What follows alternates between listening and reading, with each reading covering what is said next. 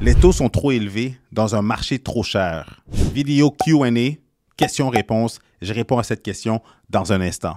Bonjour tout le monde, bienvenue sur ma chaîne Immobilier 101 avec Christopher Salador où je partage avec vous trucs, astuces et stratégies gagnantes en immobilier, business, mindset et aussi on parle de finances. Alors si ce sont des trucs qui t'intéressent, considère t'inscrire à cette chaîne dès maintenant. Dans cette vidéo, je vais répondre à la question de Lionel Guérin qui m'a posé la question sur YouTube et justement, je ne vais pas perdre de temps, je vais rentrer dans le vif du sujet.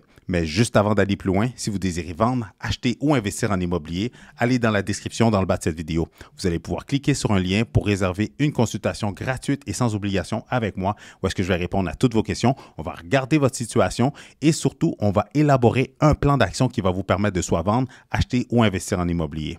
Alors sans plus tarder, rentrons dans le vif du sujet dans un instant. Donc, juste pour reformuler la question, les taux sont trop élevés dans un marché trop cher. De Lionel. Regarde, là, vous savez, moi, je suis souvent coaché. J'ai eu plusieurs coachs dans ma carrière d'immobilier. Mais la dernière coach que j'ai eue l'année passée, une des choses qu'elle m'a dit juste avant que les taux changent, etc., peu importe, on était en pleine pandémie, peu importe, je l'ai eu pendant plusieurs années. Mais une des choses qu'elle m'a dit en tant que courtier immobilier, elle m'avait dit, tu sais quoi? L'immobilier, c'est une game d'adaptabilité. Dans le fond, on doit s'adapter au marché. Et qu'est-ce qu'elle m'a dit? Ça s'applique autant pour vous, tous les acheteurs, les investisseurs, peu importe les niveaux. C'est la même chose pour vous. L'immobilier est une game d'adaptabilité. Que vous êtes investisseur ou simplement un acheteur, que vous êtes rendu à peu importe votre acquisition, peu importe la réalité, la situation du marché dans lequel vous allez vous retrouver ou dans lequel vous étiez, vous vous êtes adapté à ce marché-là, à la réalité du marché, au taux d'intérêt, aux conditions hypothécaires, aux conditions de votre situation financière face au type de propriété que vous avez acheté. Est-ce que vous étiez cash flow positif? Est-ce que vous aviez un déficit? C'est une opportunité en or, mais elle venait avec son lot de problèmes. Est-ce que c'est une propriété clé en main? Est-ce que c'est une construction neuve? Peu importe le type de produit, de propriété que vous avez acheté, peu importe le secteur, qu'est-ce qu'il y avait dans les alentours, vous vous êtes adapté selon la réalité. Juste pour vous donner d'autres exemples, la majorité des gens, si c'était pour tout le monde, on commence, pour beaucoup de personnes, surtout ceux qui sont intéressés par l'investissement immobilier, on voudrait tous commencer avec des immeubles à revenus. Mais la réalité, c'est qu'on va s'adapter au type de propriété que notre budget nous permet. De la même façon que certaines personnes, ils voudraient une maison de rêve, mais tu sais quoi, ils vont commencer avec une propriété que leur budget leur permet d'acheter et avec le temps, ils vont revendre cette propriété-là, faire un plus gros profit, en acheter une autre et ainsi de suite qui vont les permettre de se rendre à leur propriété de rêve. Ou ceux qui font des flips, ils sont arrivés face à une situation quand ils ont acheté la propriété, c'était quoi la quantité de choses à faire, qu'est-ce qui nécessitait d'être fait, quelles étaient les surprises auxquelles ils ont fait face, mais ils se sont adaptés à cette situation-là. Est-ce qu'ils ont fait un profit à la revente? Est-ce qu'ils sont arrivés kiff-kiff? Est-ce qu'ils ont mis trop de temps? Ils ont consacré trop de temps que lorsqu'on fait le calcul, le retour sur investissement, si on inclut leur temps, ils ne sont pas rentables. Mais quand même, peu importe la situation, lorsqu'on désire acheter une propriété, lorsqu'on désire faire un investissement, peu importe quel type de propriété qu'on achète, on s'adapte selon la propriété.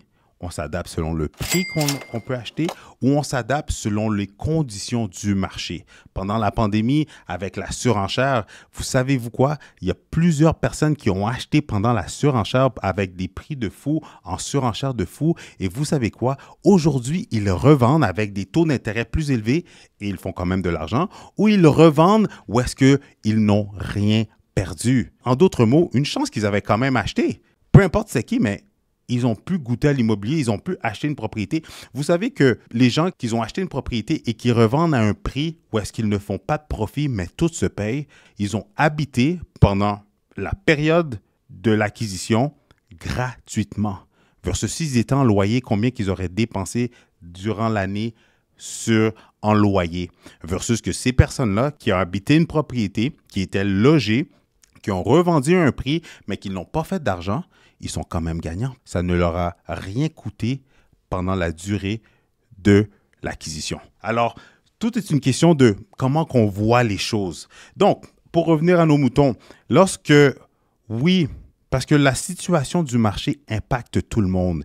Et je vous dirais que il ne faut pas utiliser les conditions du marché comme excuse pour vous bloquer d'acheter. Parce que encore aujourd'hui, en ce moment même qu'on se parle, il y a plusieurs personnes qui font des coups de circuit dans l'immobilier. Il y a plusieurs personnes qui tombent sur des opportunités intéressantes dans l'immobilier. Il y a plusieurs personnes qui sont capables de trouver chaussures à leurs pieds, qui veulent tout simplement acheter une propriété, l'habiter, une propriété qui vont répondre à tous leurs besoins, aux caractéristiques qu'ils recherchent dans des secteurs qui sont près ou plus ou moins près de qu'est-ce qu'ils voudraient idéalement. Donc, tout ça pour dire que malgré la hausse des taux, malgré la hausse des prix aussi, malgré les conditions du marché de l'immobilier, il ne faut pas utiliser ces situations-là comme excuse pour vous freiner, pour vous empêcher d'acheter. Parce que la réalité, c'est que quand on dit que le meilleur moment pour acheter, c'était il y a 20 ans, et le deuxième meilleur moment, c'est aujourd'hui. Parce que, vous savez-vous quoi? Prenons toutes les gossips, toutes les fois que vous étiez en réunion de famille, toutes les fois que vous avez discuté d'immobilier avec les gens pendant la pandémie, puis vous disiez « Oh non, c'est pas le bon temps d'acheter, c'est pas le bon temps d'acheter, etc. etc. » Savez-vous quoi? Les propriétés à cette époque-là, les taux d'intérêt étaient à du 1,99. Il y a même du monde qui avait des taux en bas de 1,80. Il y a du monde à 2,10. Les taux étaient tellement bas que c'était tellement bon d'acheter, malgré qu'on offrait de la surenchère. Ben, la même propriété que quelqu'un a pu acheter en surenchère, aujourd'hui, ces mêmes propriétés-là, les gens ne peuvent même pas se qualifier pour les acheter. Donc, on peut voir qu'on était mieux d'acheter pendant la pandémie. Puis, ceux qui ont pu acheter juste avant la pandémie, ils sont-ils pas contents d'avoir acheté avant de tomber sur la surenchère?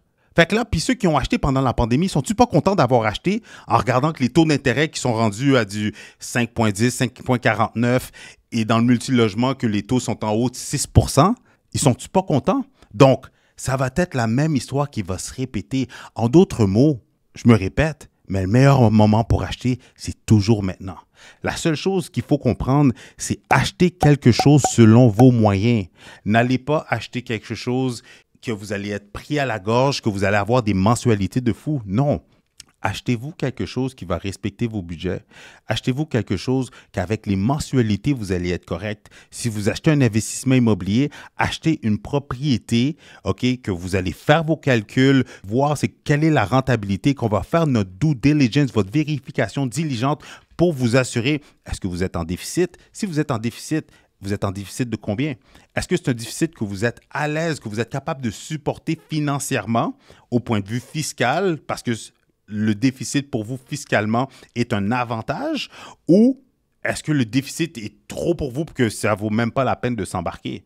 Parce que regardez, contrairement à ce que beaucoup de monde peuvent penser, jamais que je vais conseiller à un acheteur d'acheter une propriété qui n'a pas les capacités financières, qui n'a pas le mindset pour gérer la propriété, qui n'a pas un plan B ou un plan C, une porte de sortie si jamais les choses ne se tournent pas comme qu'il le souhaite avec la propriété. Donc, si vous êtes pour acheter quelque chose, que ce soit une maison mobile, un condo, un duplex, triplex, un gros multilogement, la réalité avec les taux d'intérêt, on n'utilise pas les conditions des taux d'intérêt, les conditions financières présentement, les fausses croyances, la panique qu'il y a sur le marché. On n'utilise pas ça comme excuse pour ne pas acheter.